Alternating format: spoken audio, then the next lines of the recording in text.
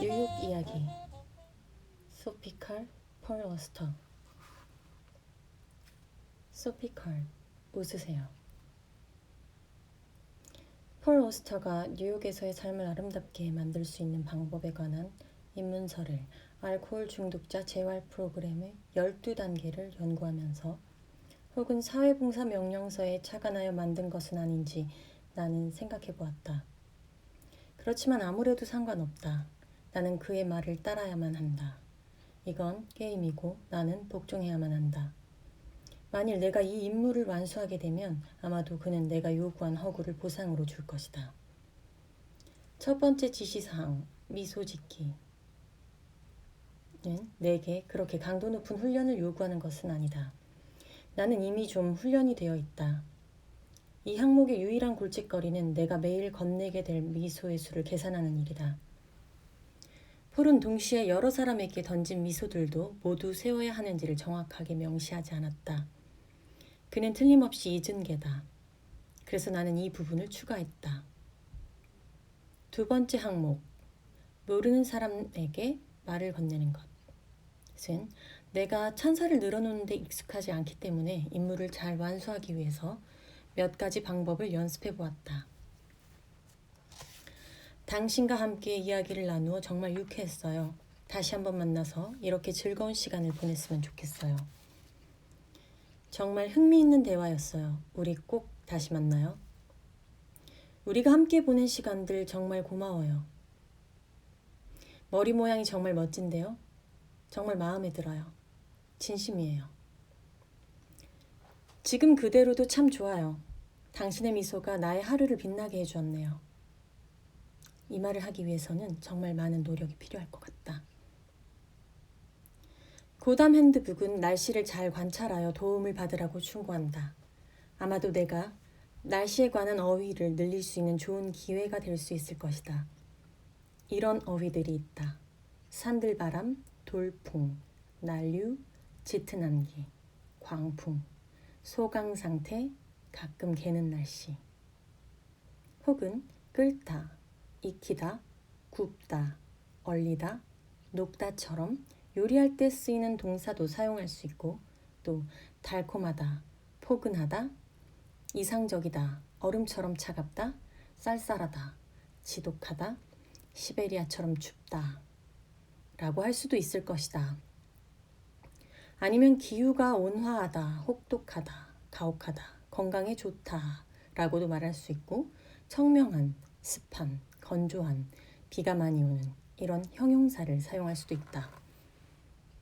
공기를 표현할 때 쓰는 신선한 공기, 맑은 공기, 매섭게 찬 공기, 불타는 듯한 공기라고도 말할 수 있고 더위를 표현할 때 찌는 듯한 더위, 삼복더위, 약한 더위, 견디기 힘든 더위, 숨막힐 듯한 더위, 열대의 더위라고 부를 수도 있다.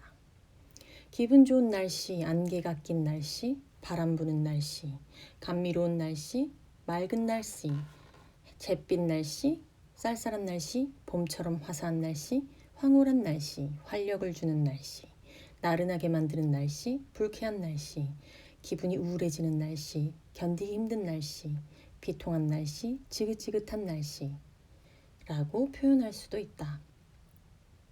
하늘에 대한 어휘로는 푸른 하늘, 쪽빛 하늘, 맑은 하늘, 깨끗한 하늘, 고요한 하늘, 청명한 하늘, 안개 낀 하늘, 먹구름이 낀 하늘, 구름 낀 흐린 하늘, 어두컴컴한 하늘, 뇌우가 닥칠 듯한 하늘, 짙은 회색의 우중충한 하늘, 양떼 구름이 낀 하늘, 투명한 하늘 등이 있다.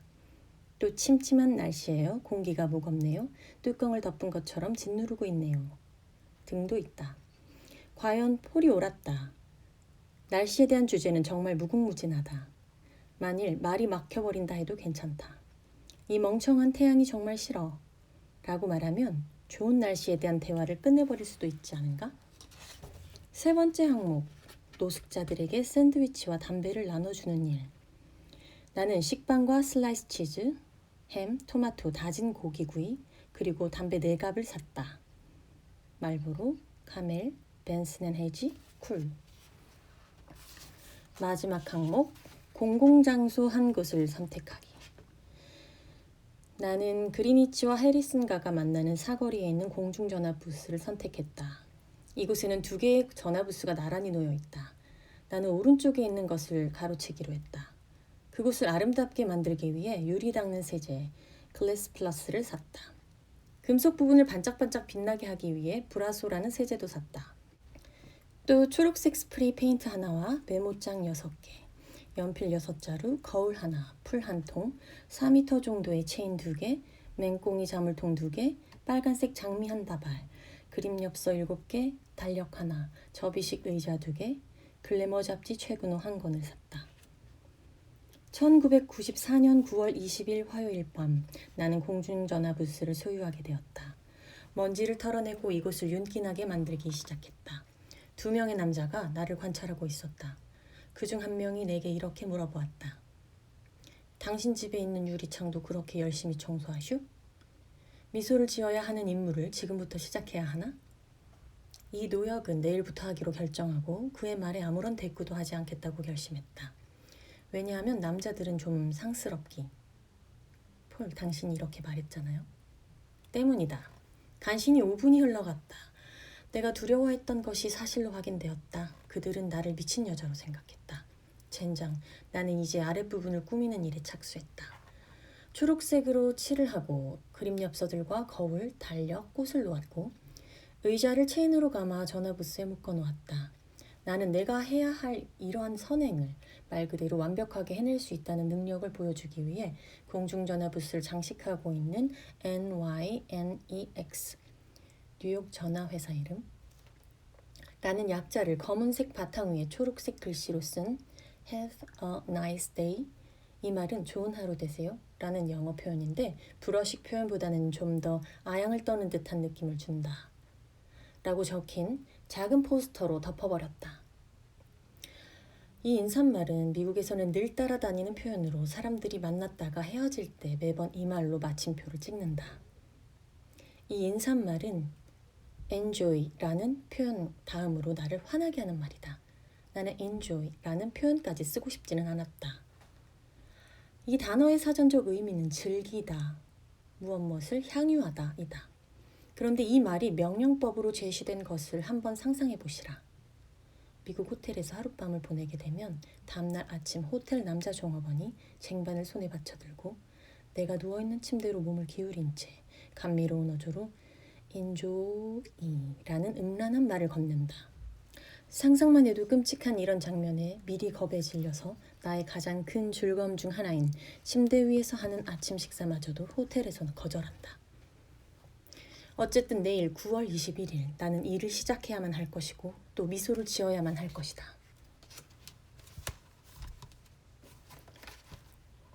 공중전화 부스. 도착 시간 12시. 어제는 뚱보 아저씨 둘이 어슬렁거렸는데 오늘은 6명이나 되었다. 그들은 실은 이 사거리가 자신들의 구역이라는 것을 알려주려는 것 같았다. 나는 그들의 시선을 피하기로 마음먹었다. 12시 10분 1호 방문객 50대의 남성. 위아래 모두 회색 옷을 입고 있었는데 왼쪽에 전화부스에서 전화를 걸려고 했다. 그 전화는 고장이 나 있었다. 그래서 그는 내 전화부스를 차지했지만 무엇인가 그를 불쾌하게 만든 것 같았다. 왜냐하면 그의 몸은 왼편에 머물러 있었기 때문이다. 마치 내 자신이 거부당한 것처럼 느껴졌다. 왼쪽에 있는 전화기를 사용하려는 척하면서 나는 그를 움직이게 하려고 했다. 그는 저항했다. 나는 그를 조금 밀쳤다. 그리고 그의 대화를 엿들었다. 내가 하나 필요한데 너한테 있니? 3초 동안의 침묵. 아니? 침묵. 아마도. 침묵. 아니? 침묵. 그러려고. 침묵. 내일 다시 할게. 그래, 또 보자. 그는 내 전화부스를 약 1분 동안 사용했다. 내일 초침이 있는 시계를 사야겠군. 그리고 내 전화기에 자동 녹음기를 연결시켜야겠군. 폴이 이렇게 말했으니까. 한 장소를 선택하세요. 그리고 그곳이 당신의 소유인 것처럼 생각하세요. 나는 왼쪽 의자에 앉았다. 그리고 기다렸다. 12시 25분 2호 방문객 여성. 나는 그녀의 말을 몰래 엿들었다. 나야. 침묵. 일하는 중이야. 침묵. 자기야, 점심은 좀 힘들 것 같아. 침묵. 다음번에 같이 먹지 뭐. 긴 침묵. 아니, 이제 들어가야 해. 지금 바로. 그럼 그래. 나도 당신 사랑해. 여자는 전화를 끊고 내 쪽으로 돌아섰다. 손가락으로 전화 부스를 가리키며 이렇게 말했다. 누군가 상을 당했나 보네요. 아마도 누가 여기서 죽었나 봐요. 그녀는 내 반응을 기다리지도 않고 가버렸다. 전화 통화 시간 대략 3분. 그 후 30분 동안은 어떤 손님도 나타나지 않았다. 길을 가던 4명의 남자와 2명의 여자가 이곳을 구경하려고 멈춰섰다. 그들은 내게 이곳의 책임자냐고 4번이나 물어보았다. 아니라고 대답하자 나는 이런 코멘트를 들어야 했다. 이건 일종의 공공기물 파손 행위예요. 어떤 노숙자가 이곳은 내 집이라고 한 것 같네요. 하루에 할당된 내 계약 시간을 다 채운 후 13시에 그곳을 떠났다. 대화, 미소, 샌드위치, 그리고 담배. 햄과 치즈, 토마토를 넣은 샌드위치 3개, 치즈와 토마토로만 만든 채식주의자를 위한 샌드위치, 모두 4개의 샌드위치를 만듦. 그리고 이 4개를 모두 쿠킹 오일로 포장함. 15시, 웨스트 브로드웨이와 워스가가 만나는 사거리. 약간 억지로 꾸민 듯한 첫 번째 미소를 한 남자에게 보냈다. 그도 애써 입술을 벌리며 웃으려 했다. 폴의 조언을 따라야만 할 것 같다. 여자들에게만 미소를 보내야겠다. 남자들이 거칠기 때문만이 아니라 그렇게 하면 내 수고를 현저하게 줄일 수 있기 때문이기도 하다. 몇 미터 안 가서 던진 2번째 미소도 헛된 시도. 스프링가와 머서가가 만나는 사거리에 이르러서야 나는 한 여자로부터 첫 번째 미소를 얻어낼 수 있었다. 그런데 대화를 개시해야 하는 것을 잊었다. 다음을 대비하기 위해 나는 마음속으로 연습을 했다. 즐거운 오후 되세요. 벌써 여름의 끝이라니 섭섭하네요. 어쨌든 그렇게 복잡한 것만은 아니었다. 스프링가와 라파예트가가 만나는 사거리에서 4번째 시도를 함. 돌아오는 미소는 없음. 차라리 따귀를 때릴 걸 그랬나. 모트가와 멀베리가 사이에서 커피를 들고 있는 키가 큰 노인과 마주치게 되었다. 길고 흰 수염이 있는 그 노인은 멈춰 서서 먼저 내게 미소를 던지며 말을 건넸다. 안녕하세요. 정말 멋진 날이네요. 분명 그도 폴의 고담 핸드북의 지시를 따르는 또 다른 신봉자임이 틀림없다. 나는 그에게 미소를 지었다. 그는 내게 구세군 자원봉사를 했었다고 말했다. 베트남에도 갔었고 전쟁 동안 식량 수송을 담당했다고 한다. 돈도 많이 벌었단다. 20년 전에는 카치아토레 치킨, 마늘향이 나는 이탈리아식 치킨 요리, 하나에 $10씩을 벌어들였다고 했다. 그는 지금 메디슨가에 살고 있다. 약국이나 원두커피 볶는 가게에서 마치 여행 가이드와 같은 일을 하고 또 도시주택 조합에서는 트럭 운전수 같은 일을 한다. 돈을 많이 벌었지만 그는 일주일 내내 일을 한다. 자신의 재산은 모두 가족들에게 주었다. 누이, 매제, 진려, 조카, 손주. 그는 멕시코에서도 살았다. 2년 후면 그는 은퇴를 하게 된다. 이제 뉴욕시에서 그에게 돈을 줄 것이다. 10분이 지나자 그는 자신의 독백을 이렇게 마무리했다. 저 가도 되지요? 이제 이 늙은 뼈들을 움직여야죠. 미국에서 행복하게 지내세요. 보어리에 있는 구세군에 방이 하나 있어요. 조금이라도 난처한 일이 생기면 그곳으로 오세요. 내가 당신을 반갑게 맞아줄 테니까요. 그리고 그는 가버렸다. 모든 일을 한 것은 그였다. 그는 미소를 지었고 날씨에 대해 말했다. 그가 빼먹은 것 하나는 내게 담배를 주는 일이었다. 내가 보낸 미소와 내가 받은 미소를 각각 셀 수 있는 개수기 2개를 사야 할 것 같다. 255번지 보어리가 앞에서 나는 한 거지를 만났는데 그는 머리에 팔레스타인 사람들이 하는 터번을 두르고 있었다. 나는 미소를 지었다. 그는 헬로우 하고 답했다. 그러나 발걸음은 늦추지 않았다. 그에게 날씨에 대한 말을 건넬 시간조차 없었다. 지팡이를 들고 시가를 문 노인이 맞은편에서 걸어왔다. 나는 일을 시작했다. 산책하기 정말 좋은 날씨네요. 날씨에 대한 주제는 무시한 채 그는 이렇게 말하기 시작했다. 그는 바로 옆 저 건물에 살고 있단다. 푸에르토리코에서 태어났다. 한국 전쟁에 관한 말들을 중얼거렸다. 그리고 지갑을 꺼내 손자들의 사진을 보여주었다. 나는 찬사를 늘어놓을 기회를 드디어 포착했다. 손주분들이 정말 사랑스럽네요. 그리 어려운 일은 아니었다. 나는 계속했다. 정말 멋진 모자를 쓰고 계시네요. 이 사진들 정말 보기 좋아요. 멋진 지팡이네요. 그런데 이제 새로운 형용사를 찾아야 했다. 서둘러 작별 인사를 하고 한 사람과의 대화를 마무리했다. 샌드위치 작업을 개시하기 위해 나는 로어 이스트 사이드 방향으로 다시 길을 떠났다. 톰킨 스퀘어 파크. 사람들이 벤치 위에서 졸고 있다. 사람들은 내게 아무것도 요구하지 않았다. 배고픈 사람들, 즉 어떤 의미에서는 손님들이 없어서 나 자신도 모르게 섭섭해하고 있다는 것을 깨달았다. 9번지 거리로 접어들어서야 내 경쟁자가 있다는 사실을 알게 되었다. 트리니티 교회에서 먹을 것과 마실 것을 공짜로 나눠주고 있었다. 그래서 나는 구역을 바꿔야만 했다. 작은 장난감 자동차를 탄 아이를 밀어주고 있던 한 남자가 내게 50센트를 달라고 했다. 나는 그에게 샌드위치를 제안했다. 햄이 있는 걸로 드릴까요? 아니면 치즈만 있는 걸로 드릴까요? 2개 다 가질게요. 나는 그때 샌드위치를 나눠주는 일 때문에 정신이 좀 몽롱해져서 미소 짓는 일을 완전히 잊었다. 정신을 차리고 미소를 보냈다. 이 남자는 내게 이렇게 답했다. 정말 친절하시네요. 내 쪽으로 팔을 뻗는 아이에게 정말 귀엽구나 라고 말하며 그에게 고맙다고 했다. 나는 늘 그렇게 했다. 폴이 충고해주기 이전에도. 왜냐하면 나는 남자들의 칭찬은 절대로 뿌리칠 수가 없기 때문이다. 17시가 되었다. 그런데 내게는 아직도 샌드위치 2개가 남아있었다. 비록 초라한 결과지만 오늘은 일을 끝내기로 결심했다. 15번 미소를 보냈음. 8번 혹은 9번 미소를 받음. 샌드위치 2개가 수락되었음. 대략 15분간의 대화.